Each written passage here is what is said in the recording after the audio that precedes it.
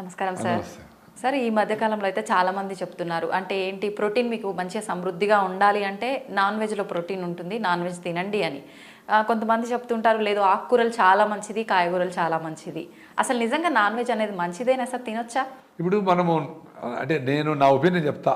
ఇది non vegetarian అందరూ నా మీద ఏమనుకో నాకేం పర్వాలేదు. నేను 30 years నుంచి వెజిటేరియన్, more than 30. నా హిమోగ్లోబిన్ 15.2. నాకు వచ్చిన రకరకాల లిగమెంటేర్లు డీవీటీలు అన్నీ కూడా నేను మినిమం డాక్టర్ల ఇన్వెషన్తో పోగొట్టుకున్నా.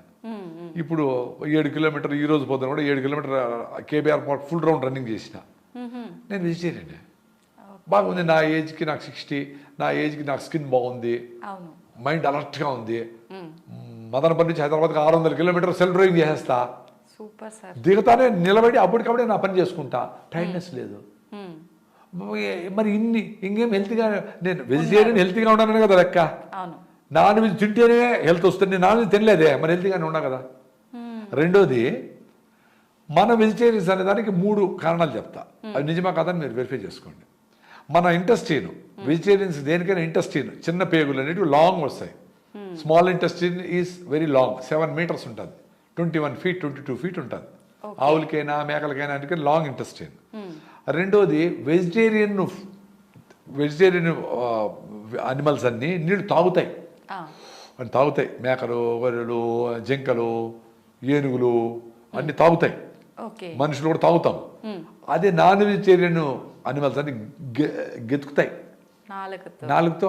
కొంచెమే నీళ్ళు ఎక్కువ అవసరం లేదు వాటికి, గెతుకుతాయి. చూడండి మీరు. మూడోది చాలా ఇంపార్టెంట్. మీకు అక్కడ వెజిటేరియన్ ఫుడ్ కనబడింది అనుకోండి, ఆడ పులిహార కనబడింది అనుకో, నోటి నీళ్ళు వస్తాయి. మామిడి పండు నోటి నీళ్ళు వస్తాయి, ఉసిరికాయ, చింతకాయ. అంటే మీకు ఆ ఫుడ్ కరెక్ట్ కాబట్టి మీ బాడీ మైండ్ అంతా రెడీ అవుతా ఉంది ఫుడ్కి. మీకు నాన్ వెజిటేరియన్ కోడిని కోసి లేదా చేపలను అట్ట పొట్ట కోసి అన్ని అటు పెట్టామనుకో, మీరు ఏం చేస్తారు? ముక్కు మూసుకుంటారు కదా. మరి మీ ఫుడ్ కాదు కదా అది. ఇదే ఫుడ్ని మీ కంపు కొట్టుతా ఉండే ఫుడ్ని కుక్క ముందర పెట్టామనుకో, వాడి జొల్లు కారుతుందే, వాడి ఫుడ్ కదా అది. మీరు వెజిటేరియన్గా దాన్ని మార్చుకునే దానికి మనుషులు దానికి అల్లము, గార్లిక్, మిరప్పొడి అవి అని వేయించి అది వెజిటేరియన్గా ఉంది చూడు అని తింటా ఉంటారే. ఎందుకు? మీకు డోపమైన్ కిక్ రావాలి ఆ ఫుడ్ తింటే. దానికోసమని మీరు నాన్ వెజిటేరియన్ మార్చుకొని తింటా ఉంటారు. వెజిటేరియన్ తినడం లే. ఇంకొక కారణం ప్రకృతి పర్యావరణంగా ఏమి, 12 kilos ధాన్యము 1 kilo మాంసాన్ని తయారు చేస్తుంది. 12 kilos ధాన్యం, మొక్కజొన్న అయినా సజ్జలైన జొన్న ఏదైనా అప్రాక్సిమేట్గా 12 kilos ధాన్యాన్ని 12 4 200 grams 1/4 kilo తింటారు అనుకుంటే 48 మంది తింటారు. ఈ 12 kilos ధాన్యాన్ని 1 kilo మటన్ చేస్తా ఉండవు. సో 1 kilo ఇద్దరే తినేస్తారు. లేదు 4 తింటారు అనుకో, పోనీ 250 అనుకుంటే కూడా. సో 48 మందికి సరిపోయే భోజనము 4 తినేస్తా ఉన్నారు. రెండోది, ఈ ధాన్యం తయారు చేసేదానికి ఇన్ని నీళ్ళు కావాలి కదా. 1 లీటర్కి ఎంతో లెక్క నేను గుర్తులేదు, ఇలా మర్చిపోయినా. 1 kg తయారు కావడానికి ధాన్యము, రైస్కి అయితే 1300 లీటర్లు, మొక్కజొన్నకైతే కొంచెం తక్కువ ఏదో ఉన్నాయి. ఈ నీళ్ళన్నీ వేస్ట్ చేసి వాడి ధాన్యం తయారు చేసినాం. మళ్ళీ ఈ కోడినో మేకనో పెంచేదానికి దానికి మళ్ళీ ధాన్యం వేసి దానికి ఫీడ్లు వేసి గీళ్ళు వేసి ఇవన్నీ వేసి దానికి ఇన్ని నీళ్లు వేస్ట్ చేసి వాడి మళ్ళీ దాన్ని తయారు చేసినాము. ఎంత కరెంటు, ఎంత న్యాచురల్ రిసోర్స్, ఎన్ని నది నీళ్లు, ఎంత రిసోర్సెస్ అవసరం ఏముంది? ఇది చెప్పేసి మనం నాన్ వెజిటేరియన్ మీ ఇష్టం, ఇంకా నేనే తినొద్దో చెప్పాలా, తిని హ్యాపీగా ఉండండి, మేము తినకుండా కూడా హ్యాపీగా ఉన్నాము. మేము ప్రోటీన్ కోసమని సాయంత్రం పొద్దున్నే ఓకే మిలెట్స్, పల్లీల చట్నీ, పల్లీలు మంచి ప్రోటీన్ కదా. ఇంకా పప్పు ధాన్యాలు ఫుల్గా పప్పు వేసుకొని కుమ్ముతాం వేసి బాగా. ఇంకా సాయంత్రం అయ్యేటప్పటికి శనగలు, అలసందులు, బొబ్బర్లు అంటారు ఆంధ్ర సైడ్, పెసలు, ఆ తర్వాత ఇది శనగలు, నల్ల శనగలు, తెల్ల శనగలు, ఇవన్నీ బాగా ఉడకబెట్టి దానికి బాగా తిరమాత పెట్టి ఆనియన్స్ వేసి నిమ్మకాయ పిండి కొబ్బరి తురుము వేసి ఇంత తిన్నామనుకో రోజు వస్తుంది కదా ప్రోటీను. కొబ్బరి తురుము కూడా వేసుకుంటారా? టేస్ట్గా ఉండేదానికి. కొబ్బరిలో ఫైబర్ ఉంటుంది. కొబ్బరి మీకు బ్రెయిన్ టానిక్ అని, బ్రెయిన్కి టానిక్ కొబ్బరి. అందుకనే డాక్టర్ బిఎం హెగ్డే గారు కొబ్బరిని సూపర్ అన్నారు. మనమే కొబ్బరి తింటే కొలెస్ట్రాల్ వచ్చేస్తుంది అని చెప్పి అందరూ కొబ్బరి అనేది bad propaganda, wrong propaganda. Digestion problem కూడా ఉంటుంది, అరగదు కొబ్బరి తింటే అంటుంటారు సార్ చాలా మంది. అదే ఇప్పుడు మీరు ఏం పెడితే అది అరిగించాలి, మీ బాడీ రెడీ అవుతుంది, మీ సిస్టమ్ రెడీ అవుతుంది. ఇప్పుడు మీరు మంచిగా కొర్రలు, సాములు, రాగి ముద్ద, జొన్న రొట్టెలు దీన్ని బాగా పనిచేస్తూ ఉంటే దాన్ని అరిగించే దానికి సరిపోయే మైక్రో ఆర్గానిజం, మైక్రోబ్స్ లోపల తయారవుతాయి. మీరు స్టైల్గా లోపలికి బుడుక్కని లోపల పోయి వేసారనుకో, బుడుక్కని బయట వచ్చేదానికి ఏమేమి చేస్తా ఆ వ్యవస్థ రెడీ అయి ఉంటుంది.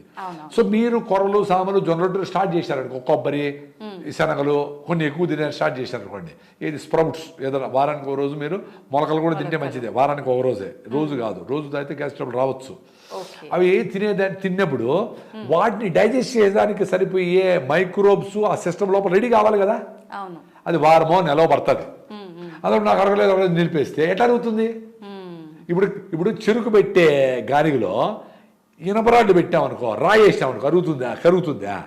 అంతే కదా. మీ సిస్టమ్ ఈజీగా అలవాటు అయింది, దానికి కాదు. కొన్ని రోజులు ట్రై చేయండి.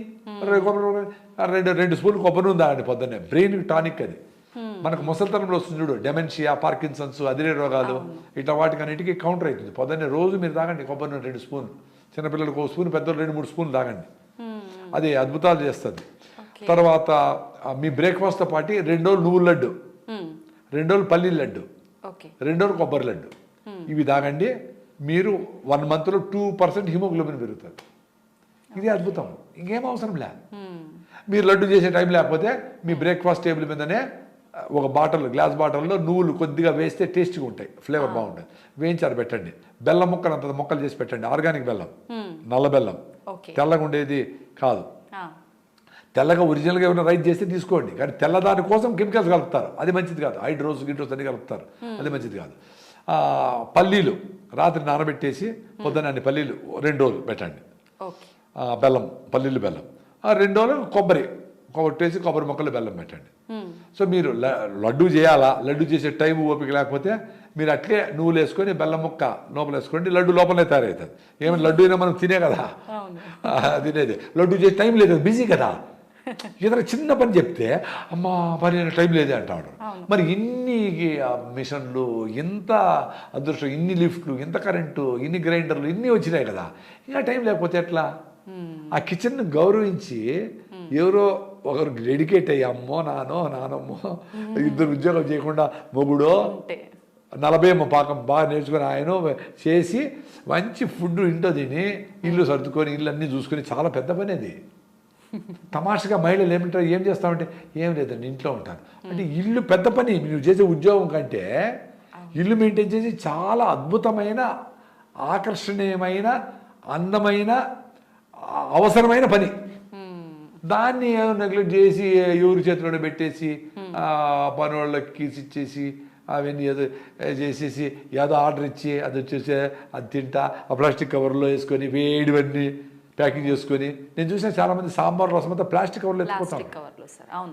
సో ఈ plastic nano particles, micro particles దాన్ని లీక్ అవుతాయి కదా, అవన్నీ తాగుతూ ఉంటారు. ఎంత అన్యాయం. క్యాన్సర్ హాస్పిటల్ పెరిగిపోతూ ఉండే. అన్ని మిస్టేక్లే. ఎట్లా ఇవన్నీ చెప్పాలి కదా పిల్లలకి. పెద్దోళ్ళు చెప్పాలా, టీచర్లు చెప్పాలా, స్కూల్లో చెప్పాలా, మనం మాట్లాడుకునే మాటన్ని ఎడ్యుకేట్ చేయాలి వాళ్ళని. పేరెంట్స్ ఈ పిల్లలకి ఆశలు సంపాదించడానికి బిజీగా ఉన్నారు, టీచర్లు వాళ్ళ మార్కులు తెచ్చారు బిజీగా ఉన్నారు. ఇంక ఈ విషయాన్ని నేను ఎప్పుడు చెప్పాలా? ఇప్పుడు సెంట్రల్ గవర్నమెంట్ రీసెంట్గా స్కీమ్లో ఈ విషయాలన్నీ, ఎన్విరాన్మెంటల్ ఇష్యూస్, వ్యవసాయము, పని, పాడి పంట, అట్లా చదువు, సంధ్య అన్నీ, అంటే పనులతో పాటు చదువు కూడా ఉండాలా అనేది ఇప్పుడు రీసెంట్గా ఈ ఎడ్యుకేషన్ పాలసీలో వచ్చినట్లుంది. అందుకనే మా పొలం దగ్గర కూడా పిల్లల్ని పిలుచుకొచ్చి కంపల్సరీగా ఫోటోలు తీసుకొని వచ్చినాము, చేస్తాము, వరి నాటారు, ఏదో కొన్ని చిన్న పనులు చేయించాలని కూడా చేస్తా ఉన్నాము. నిజంగా ఎంత చేంజ్ అయిపోయింది సార్. ఒకప్పటి కాలంలో అయితే తల్లి తండ్రి వ్యవసాయం చేస్తే పిల్లలు స్కూల్ నుంచి రాగానే వెళ్ళటం, చూసుకోవడం, న్యాచురల్గా ఇన్వాల్వ్ అయ్యేవాళ్ళు. ఏదో ఒకటి మోసుకొని మేము టమాటా బాక్సులు మోసేవాళ్ళం, అన్నీ చేసేవాళ్ళము. అందుకనే మేము హాయిగా ఉన్నాము. ఇప్పుడు మేము వ్యవసాయ కుటుంబము, వ్యవసాయంలో మా నాన్నకి మా అమ్మకి తోడుగా ఉన్నాం కాబట్టి, ఇంటి పనులు కూడా చేస్తున్నాం కాబట్టి మేము ఇప్పుడు అట్లా అందరితో కలిసిపోగలుగుతాం. అసలు వ్యవసాయ విధానాలలో ఆ జాయింట్ ఫ్యామిలీస్ అనేదే పెద్ద సైన్సు. అవును. సో వీటిలో కలిసి బతుకుతా ఉన్నాం కాబట్టి మాకెవరు సపరేట్గా పర్సనాలిటీ డెవలప్మెంట్ ఏం అవసరం లే.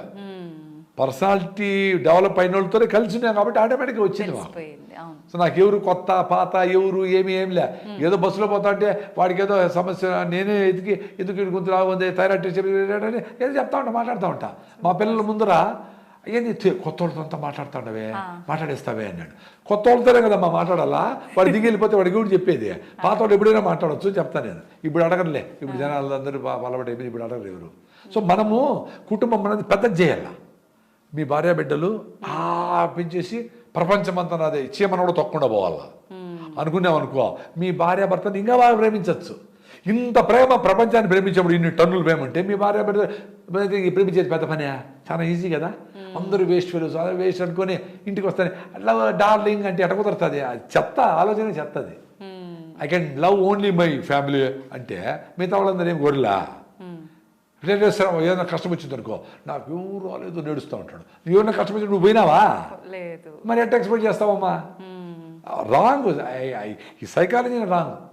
మా ఇంట్లో మేము చిన్నప్పుడు మా అమ్మ ఎవరైనా గెస్ట్ వచ్చారు అనుకో, ఎవరు ఏమైనా కూడా అది పనికి వచ్చింటే వాళ్ళు మాట్లాడే తీరుని బట్టే ఇరవై వేడి నీళ్ళు ఉంటాయి, అన్నం చేసి ఏదో చేసి పత్రం చేసి ఏదో దంచేసి ఏదో చేసి నూరేసి అన్న రెడీ ఉంది పోయి రానివాడు. మీరు ఉండారా, మీరు తింటారా, వచ్చినారా, మీరు తినేసి వచ్చింటారులే అన్న, ఈ మాట నేను లేవు. మీరు తింటా అంటే వంట చేస్తా, మీరు తింటారంటే వంట చేస్తా, ఏందిరా ఆయన ఏదో ఉన్నది మీరు తినే వచ్చినామా, అయినా కొంచెం తినేసిపోతానండి, భోజనం వచ్చాము కొంచెం వేస్ట్ అయిపోతుంది తింటున్నాండి, ఇట్లా వర్డ్స్ వాడేవాళ్ళు. ఇప్పుడు ఏమంటే ఎవరింటికన్నా పోవాలంటే ఎంతమంది వస్తామో, ఎప్పుడు వస్తామో, దేంట్లో వస్తామో, వెజ్జా నాన్ వెజ్జా, పిల్లలు వస్తూ ఉంటారా, ఇన్ని చేసే పిల్లలు వస్తారో తెలిస్తే మమ్మల్ని ఎత్తిపెట్టి లోపల పెట్టేస్తారు. ఎందుకు వాళ్ళు ఎరగొట్టేస్తారని, వాళ్ళు పైన ఎక్కువ కాళ్ళు పైన పెట్టుకోలేరు. కానీ ఒరేనైనా అన్నింటి ప్లాస్టిక్ కవర్లు వేసుకొని మీరు ప్లాస్టిక్ కవర్ కూడా సావండి. పెద్ద పెద్ద వాళ్ళందరూ పిల్లలు వస్తే ఆరోగ్యంగా ఉంటారు, రొచ్చు పోస్తే తుడుచుకోండి, ఏమవుతుంది. ఎంత పిలిచేది ఎందుకు, వాళ్ళు వచ్చి టెన్షన్ పడేది ఎందుకు, అందుకు ఎవరు పిలవడంలే, ఎవరు ఇంటికి పిలవడం. Okay will have a get together ఎక్కడ అంటే సరోవర్ హోటల్ ఆడేది. ఇంటికి వస్తే పని ఎక్కువ గలీజ్ అయిపోతుంది, మళ్ళీ క్లీన్ చేసుకోవాలని. అరే నీ ఇల్లు అందరి ఇల్లు మన ఇల్లే అనేవాళ్ళు, నా ఇల్లునే. ఇప్పుడు ఇంట్లో కూడా నా రూమ్ అంటున్నాడు పిల్లోడు, కూతురు రూమ్ వేరే కొడుకు రూమ్ వేరే. ఏంది ఎక్కడికి పోతా ఉండరా స్వామి. అందుకే హ్యాపీనెస్ లేదు ఎవరికి, అంత సెల్ఫ్ సెంటర్డ్ అయిపోయి సెల్ఫ్ సెంట్రిక్ అయిపోయినా. నిజంగా అసలు సూపర్ సార్, అసలు మీ మాటలు వింటుంటే అట్లా వినాలనే అనిపిస్తుంది ఎంతసేపు అయినా. పాటించండి, హ్యాపీగా ఉంటారు. Thank you sir.